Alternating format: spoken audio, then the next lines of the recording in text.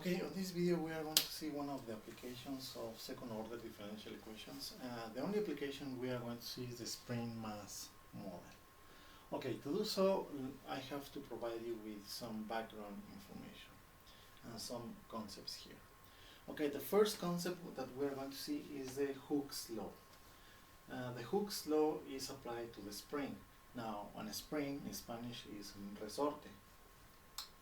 Okay, so Hooke's says that the distance that you stretch on a spring is proportional to the applied force. So that means that if you stretch a spring, the distance that you are going to stretch it is proportional to how much force you are going to apply. Now, if you pull with a small force, then the distance is going to be small. If you apply more force, then the distance is going to be more. Alright? Now, the concept is for both a stretch or if you compress. Alright? So if you compress, the amount of force that you compress is the distance of the compression is proportional to the force applied. Now, I'm going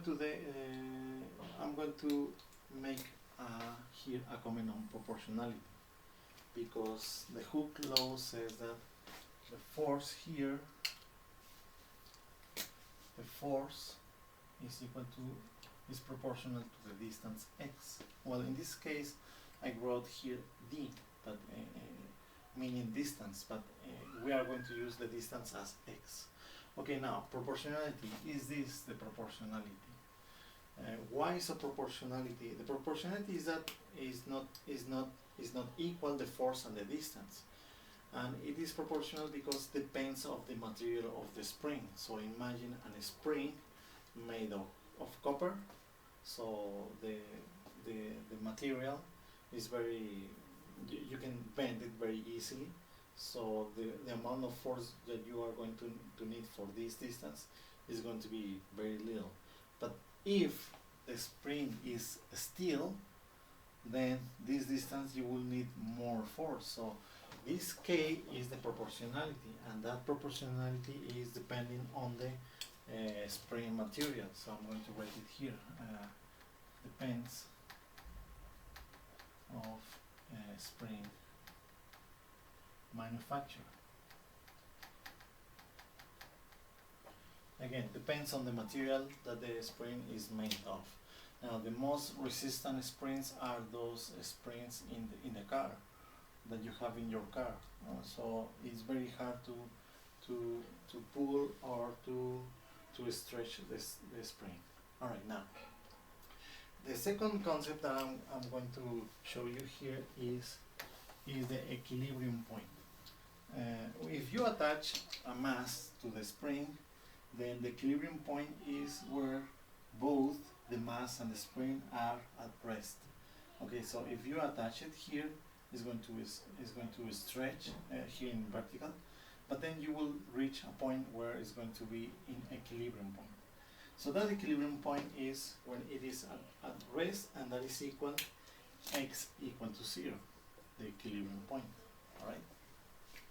If you stretch, then you increase the x is no longer 0, it's something. So here is x is, I'm going to say positive, but if you compress the spring, then here the distance is going to be negative. Now you may get confused here, because we usually make positive up and negative down, but here in the convention, in the rules from the book and other books, is for the springs in vertical position, it is considered down, positive, down of the equilibrium point is going to be positive, and up is going to be negative. So that is convention. All right. So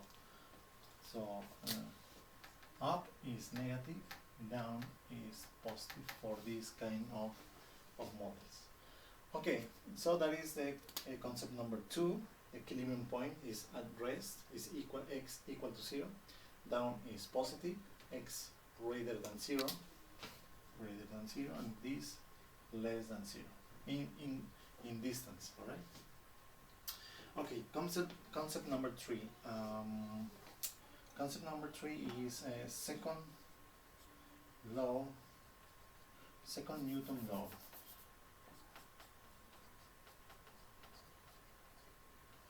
Okay, the second Newton law says that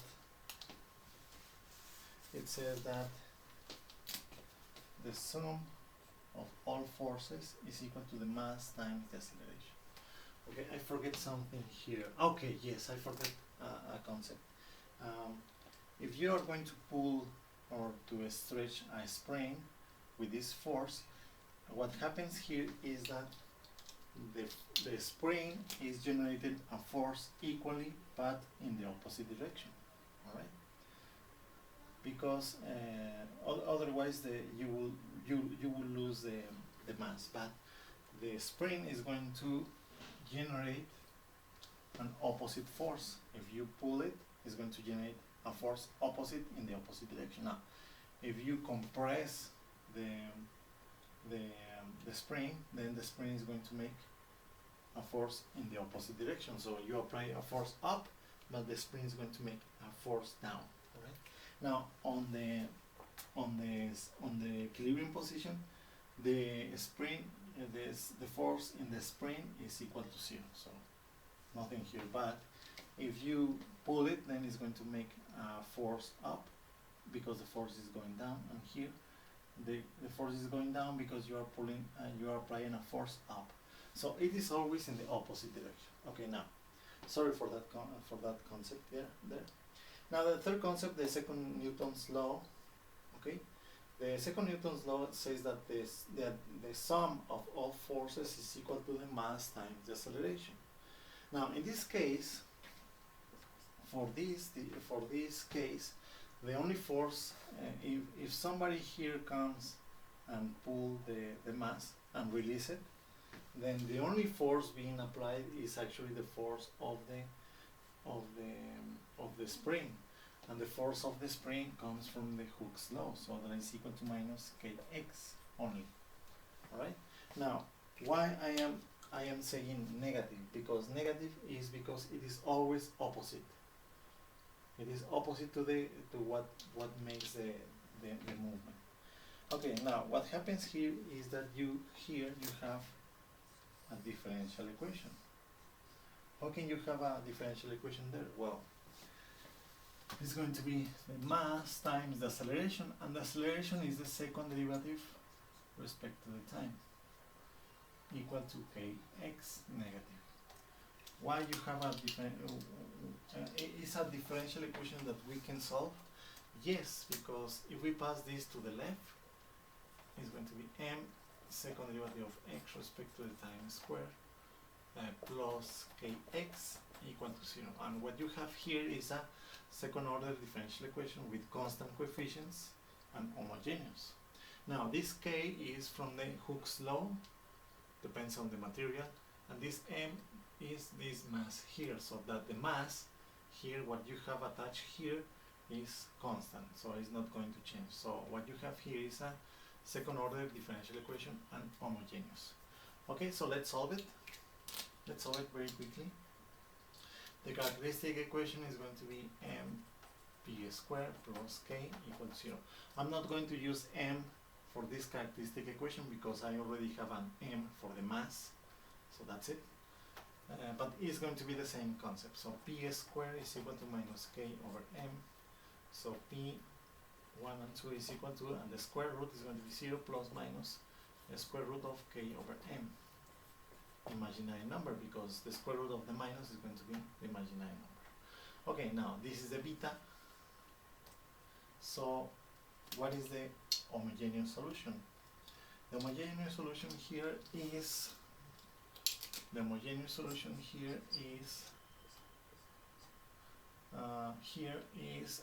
x as a function of time, so it's going to be c1 cosine of the square root of k over m t plus c2 sine of the square root of k over m t. Okay, and that's it. Now So that is the homogeneous solution. Now, the solution makes sense? Does it make sense? Now, what if we have initial conditions and we calculate the values of the constants? Imagine that the constant C1 is equal to 0 and the C2 is equal to 1. It's a sign signal or function.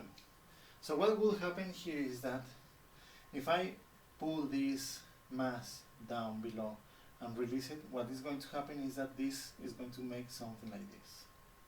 Something like this. It's going to always spinning, or it's going to be in cycles, alright? And that behavior of cycles is actually the sine of or the cosine, alright? Now it's going to be the sine or the cosine depending on the initial conditions. I can pull it down or I can pull it up, alright? Or I can give initial speed, alright? So this is the kind of problems that we are going to solve. Now, here we haven't considered friction, so this is a free damping, free friction model. Free friction model. So what is going to happen here is that this is going to oscillate all the time without a stop, all right? Because we have considered that there is no friction. So for this model we haven't considered the friction. In reality, what is going to happen if you come here and pull it and release it, is going to do something like this, but in some time in the future it's going to stop, and it's going to stop to the equilibrium position. Why is going to stop? Because we have friction in the real world. Alright, now let me show you one example of that behavior. So imagine this. If I do this, then it's going to oscillate. Now this one is going to stop. Why is going to stop? Because we have friction. The air is making some friction. Now here is the equilibrium point. Okay. Now, of course, this is not a spring, but I'm just wanted to show you the behavior that we are going to expect here. And the description of this movement, it is actually an oscillation of the type cosine or sine. I can do this, and that will be another initial conditions. All right. Okay, so this is just the background information on what is the spring mass model. Here we have our first differential equation. Now, on the next video, I'm going to introduce the friction. How are we going to model the friction? All right. See you.